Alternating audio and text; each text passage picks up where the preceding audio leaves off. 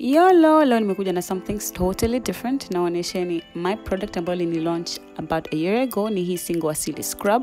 Hii scrub ni nzuri kwa ajili ya mambo ya chunusi, acne, kovu and mambo kama hayo. Na nime collaborate na Zaki Makeovers kuonesha how it is used. Na hizi ni for sale for 10,000. At my skin.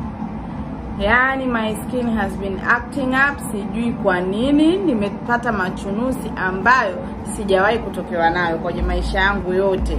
So jana nilienda kumtembea Rahma, akanionyesha scrub ambao ina vitu vya asili. Na hapa ninaongelea scrub ya Single Asili. Hii scrub imetengenezwa na mdada mrembo anaitwa Mariam aka Zanzibarian Doll, ni YouTuber na yeye.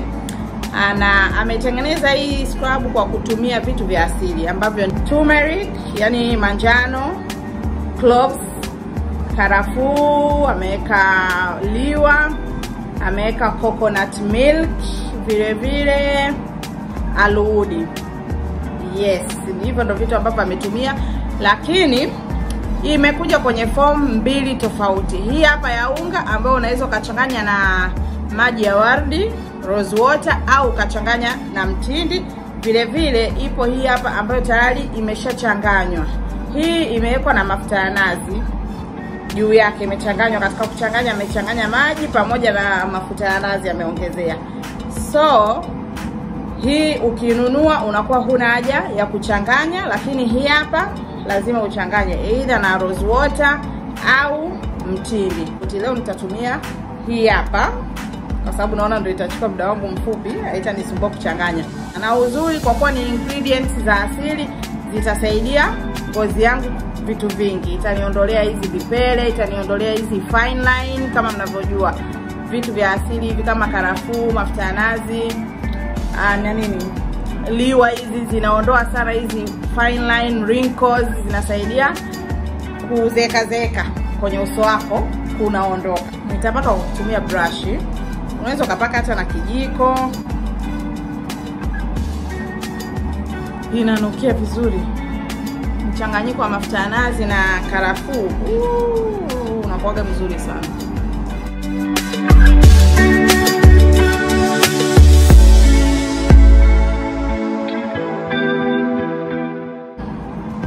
Nahisi kuchonyotwa kwa mbali, naamini ni kwa sababu ya karafuu, kwa maana nimeshawahi kupaka liwa na manjano, sijawahi kutokewa na hiyo kuwashwa. Inachonyota kwa kweli.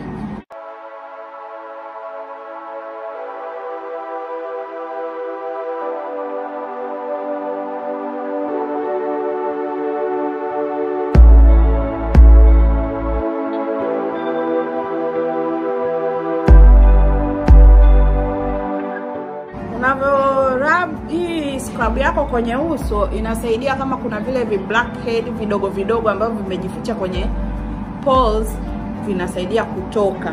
Na iacha hapo kwa dakika kadhaa, then nitaosha. Nikishamaliza kuosha nitarudi. So guys, hivi ndo ngozi yangu inavyoonekana baada ya kuosha scrub yangu. Nilikaa nayo kwa dakika 10. Naona kuna baadhi vimesaidia, yani kama shrink kidogo, ina maana vitaendelea kukauka kadri siku zinavyoenda. Na najihisi kauso kangu kamekuwa soft kama I hope itaendelea kuwa hivi, maana nilikuwa naona uzee kuona michunuzi, uzee unakuja ngozi zake. Sasa hivi naenda kupaka tona.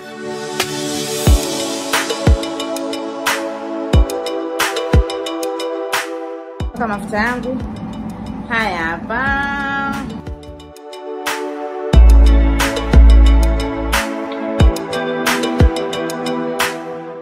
First impression, nimependa scrub yake.